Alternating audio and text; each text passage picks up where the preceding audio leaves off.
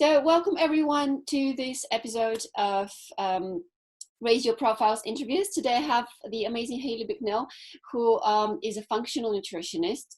She has a great story to share with us. And as we speak about how functional nutrition can help you improve your health and your life in general, I can't wait to hear more about this. And I'm probably going to feel very guilty about what I had for breakfast this morning.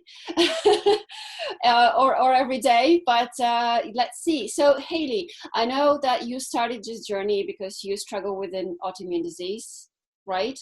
Yes, So yes. If that's okay, would you mind sharing with us a little bit more about how you started to be interested in functional nutrition? What Yes, story? yeah. So, basically, I'd always lived what I felt was a fairly healthy life. I didn't think that I was eating sort of too badly. I kind of, sort of didn't have too much fat and tried to watch what I was eating in terms of, sort of healthy foods, I thought, not really dieting or anything like that. But I suddenly found myself, it was actually 6 years ago now, found myself feeling really, really unwell. Couldn't sort of get an answer as to what was wrong with me, but I just felt so unwell. I actually felt at the time, and I remember telling the doctor that I felt like I was being poisoned, but I had so many tests to start off with, and nobody could actually tell me what was wrong. Even to the point where I was told, actually, it's probably all in your head and you need to take antidepressants. Wow. I knew in my gut that wasn't true, but you start to get to a point where you think, well, I don't know what it is, the doctor doesn't know what it is, maybe that is the cause of it. However, something else started to happen, and I started to lose weight quite rapidly. And I could eat whatever I wanted, however many chocolates, biscuits, sweets, but I was still losing weight. At that point, I went back and had another blood test. And it was at that point that they said to me, actually, yeah, we can see there is something wrong. It's an autoimmune disease. And they diagnosed it as Graves' disease, which is a hyperactive thyroid disease. And so I was kind of shipped off to see the consultant, and yes, my heart rate was mega high, all sorts of other things kind of going on, and the consultant basically said to me, it's fine, we can deal with this, you just have to take this medication. And I went away, looked at the medication, and was absolutely horrified by the side effects that were potentially connected to this medication. And I just knew in my heart, there had to be another way. And so that was what led me on the journey, really, my own journey of sort of heading the textbooks and researching on the internet to find a different way that I could approach this and not have to take the medication. I had a lot of conflicting things going on, because I had a consultant who I did respect. Obviously, I'm not completely against conventional medication at all. But I just knew in my gut that there had to be a different way. As I say, he kept saying to me, no, your heart rate is so high, you really need this medication. But I decided anyway to try this kind of radical lifestyle change, which meant basically changing my diet very drastically. In terms of, I took out all processed food, I took out gluten, dairy, sort of refined sugar, and started to sort of think about myself, my lifestyle in a more holistic way. And gradually my thyroid levels started to come down, and to a point where I felt more comfortable once I could see the blood results were coming down and my heart rate was coming down, even though it took me, a fair few months to get to where I wanted to be, but I could see things were moving in the right direction. And so it was after that, I even had the consultant at the end, because I was still going to see him. I asked him whether I could still see him just in case things didn't work. And he was questioning me in the end as to how I'd managed to kind of turn things around. So at the end of it, what was a scary episode for me, it just made me think, wow, if I've managed to do this, then there must be so many other people out there faced with a similar situation that doesn't know another way of addressing this. And so I then started to retrain, and did a course in naturopathic nutrition and then functional nutrition. And yes, now I'm really passionate to kind of share that there is a different way to approach these things. That's amazing. So before you, when you actually resolved the issue for yourself, you hadn't yet trained as a nutritionist. You went away, you did research, you just knew there was a different way. You did the research and you changed your diet. It's interesting you say that you were never really unhealthy in terms of your diet anyway, but you still something led you to, to that hyperactive thyroid. So, even though you thought you were healthy, it still was not enough. Am I correct to say that? Absolutely. And I think what I've learned through training is that, I mean, when you end up with a diagnosis like an autoimmune disease, it hasn't just happened overnight. Mm-hmm. Things have been going on for many years, simmering in the background, that you perhaps pass off as, oh, that's getting older, or that's okay kind of thing. You learn to live with different things, but actually your body is trying to kind of compensate, and eventually something kind of, the straw breaks the camel's back and something else clicks. And it's different for each of us. It could, it has different roots. It will be genetics and diet and lifestyle, and it's that one thing that eventually tips the balance. And that's, obviously what happened to me. I did have a very stressful period just before that, before my diagnosis, and I think potentially that was the trigger that actually finished everything off. But yes, it would have been, sort of the fact that I hadn't been eating the right food for many years, or enough nutrient dense foods for me to be able to, sort of remain healthy. Because I think what we're realizing now is a lot of these chronic diseases, they are called lifestyle diseases, and they are things that happen over many years. And so that's why it's really important to think about what we're feeding ourselves and how we're living our lives. Mm-hmm. So what are your findings? What are the main culprits for all these diseases? I mean, can one summarize it and say refined sugars, or there's a list of things that aren't good for us, or does it depend? What are your main findings based on your own experience and on your studies?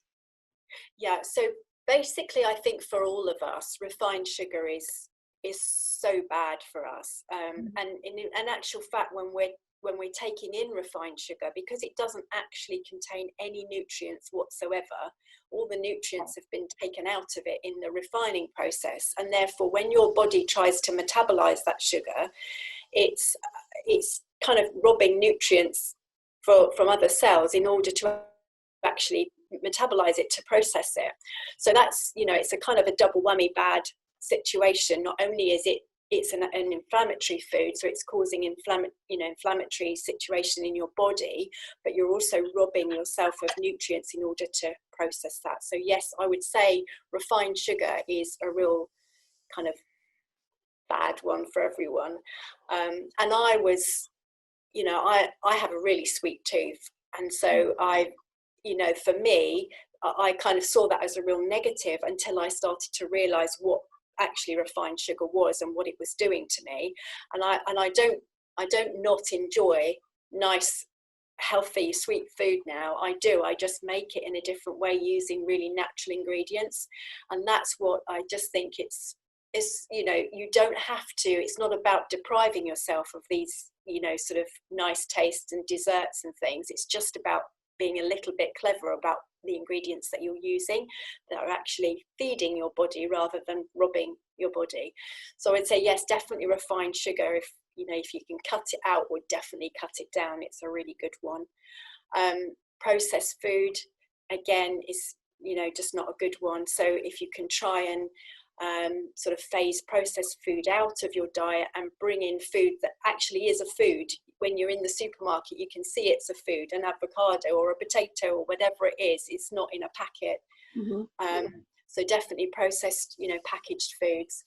And then again, there's things like dairy and gluten, which they are inflammatory foods, but I would say that they're more of, definitely for somebody with an autoimmune disease, the recommendations are that you do keep off of gluten because it is so, inflammatory.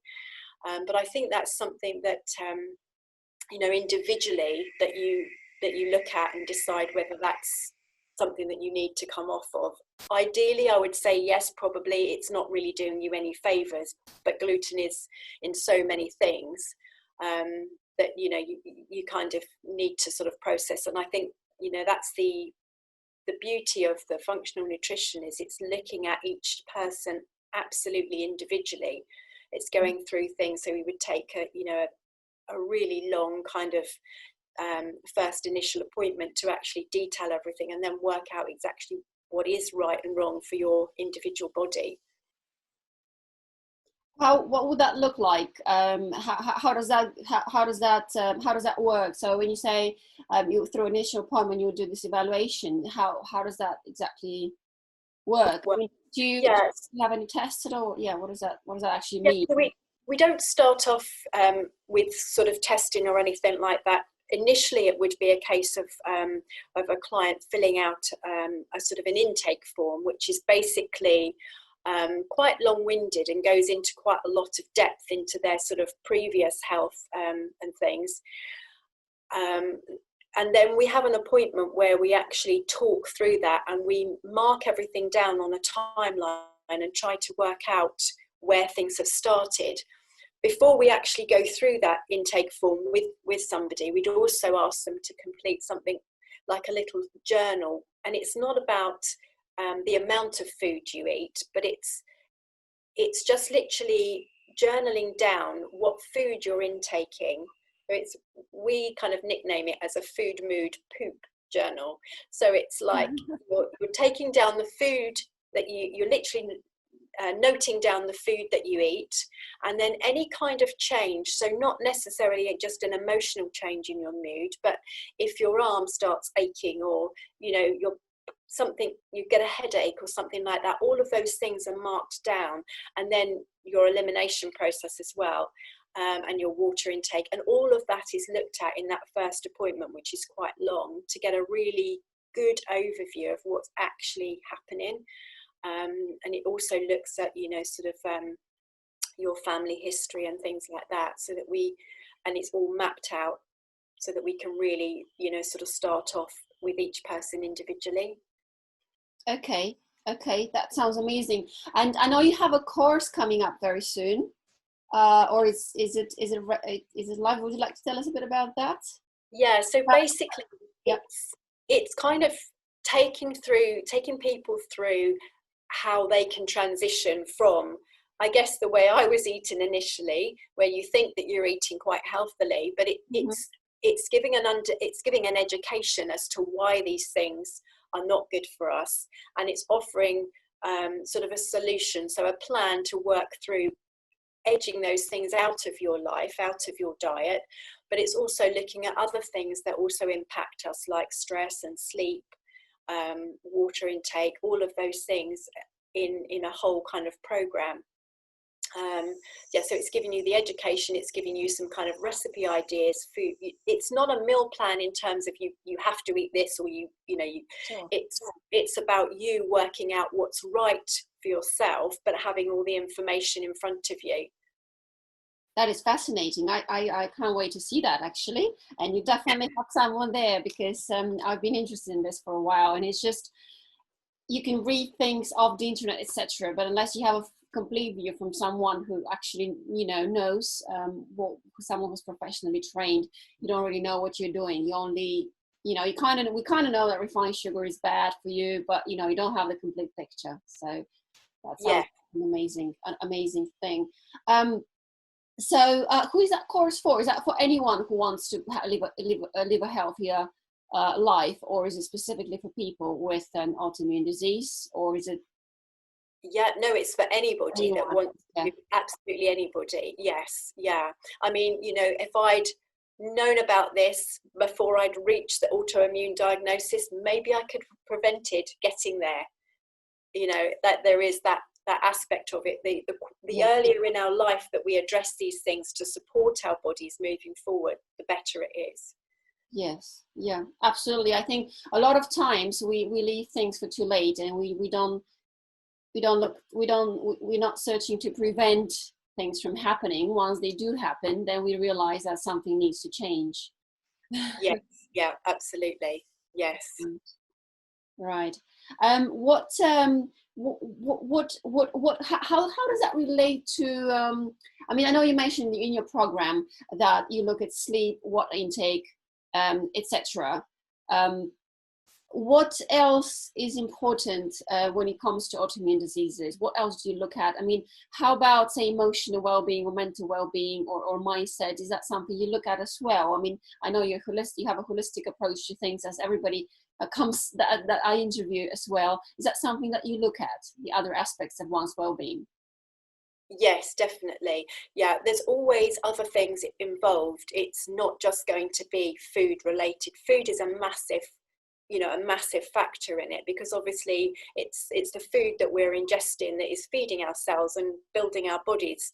And sort of 70% of our immune system is actually housed in our gut. So it's really important that we're sort of nurturing ourselves in the right way. But yes, there's other things that factor in. For me, again, it is very individual, because we all react in different ways. We all react to stress and worry in different ways. And so, yes, so again, it would be looking at that person holistically and helping them to understand what they can do to support themselves.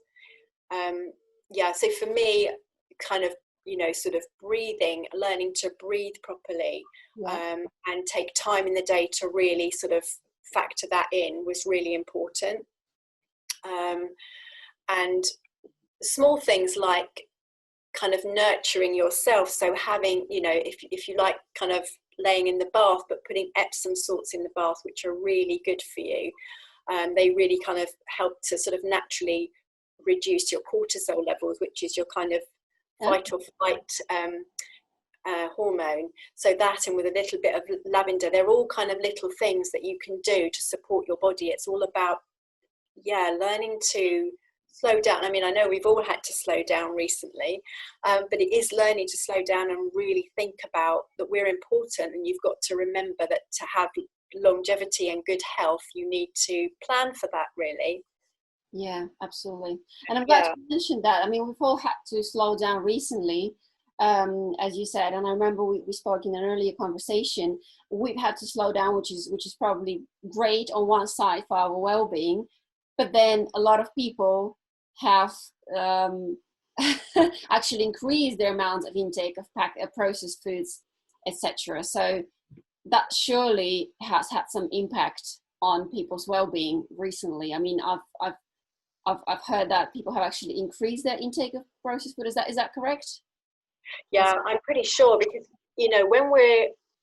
I think when we're worried, when we're stressed, we tend to reach for the easy foods that give us that kind of feel good factor, if you like. And obviously when we're just at home, and I know it's been difficult, obviously initially when we first went into lockdown and things like that, obviously there weren't, some foods were not available, but there's always fruit and vegetables in the produce section, and they're the kind of things that we want to really kind of be focusing on. But yes, it is, I think, sort of in a stress situation, you do reach out for those packaged foods and food things. Yes, it's easy to fall in that trap, and it's easy to make an excuse. Okay, there's no availability of anything else this time, I'm just going to do this one time, and then becomes a habit and probably an addiction to an extent. So yeah. Thank you so much for this, Hayley. This has been really amazing. When is your course going live, by the way? When is your course being launched? It should be hopefully by July time. I haven't got a definite date as yet, but it should be by July. By July. Okay, wonderful. Yes. Looking forward to that. And how can people contact you if they want any advice or a one-to-one session, etc.? What is the best way to contact you? Yeah, so I do have a Facebook page, which is yourhealthyabundantlife.com. Also a website, which is the same, yourhealthyabundantlife.com, or email, which is Hayley at yourhealthyabundantlife.com. And I'm quite happy to sort of offer a free 15-minute consultation with anybody that wants to kind of just have a chat and work out if this is the right path for them. I'm more than happy to do that. Sounds great. I'm sure a lot of people would like to take you up on that offer. So also share your contact details together at the end of this interview, or share it on Facebook in the group, so that people can contact you. Before we wrap up, is there anything else you'd like to share? Is there anything that perhaps people can do immediately? Obviously reduce the amount of unhealthy food, etc. But is there anything else you'd like to share with the audience before we wrap up? No, I think the only thing, as I say, the big thing that's come into my head, actually, which has been an impact of sort of the lockdown and the coronavirus and all of that, is that there are studies, that have been done recently, that our core health, and as I said to you, that 70% of our immune system is actually housed in our gut.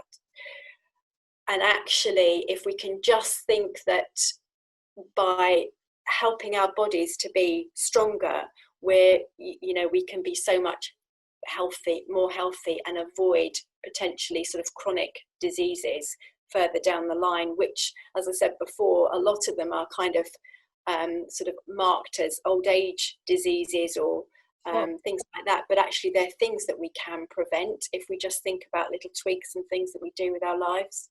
Sure, that's important for people to know, that what old age disease actually means is just that the accumulation of unhealthy lifestyle you've had over time.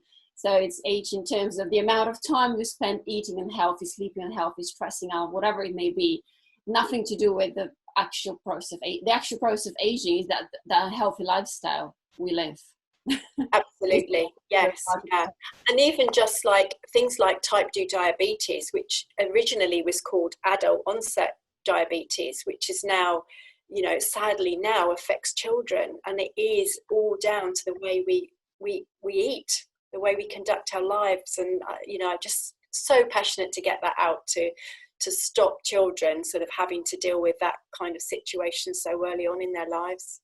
Yeah, I think it's really important. And I sometimes wonder, I'm sorry, I said we're wrapping up, but this is really, really interesting. I sometimes wonder if there is actually anything healthy left out there to eat. I know we mentioned fruit and vegetables, but then just one extent or another, the food is so processed in some, well, not processed, but what's the word I'm looking for?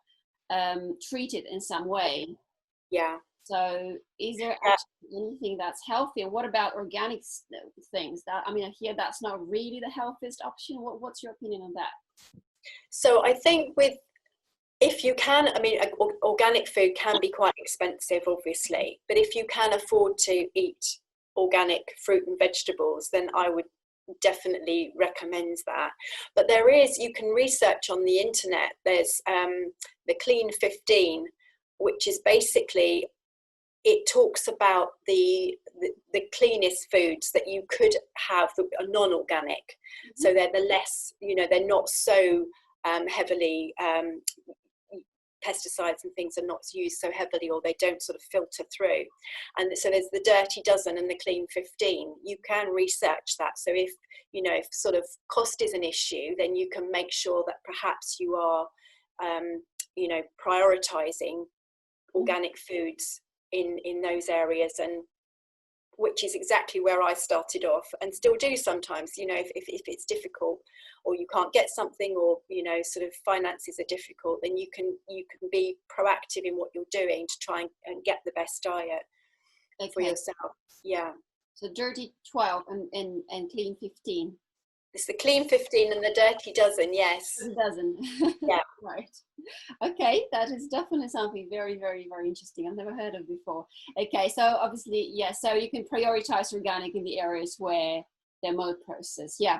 And then make it still cost effective. I know you have some recipes as well that you share on your website. I would expect.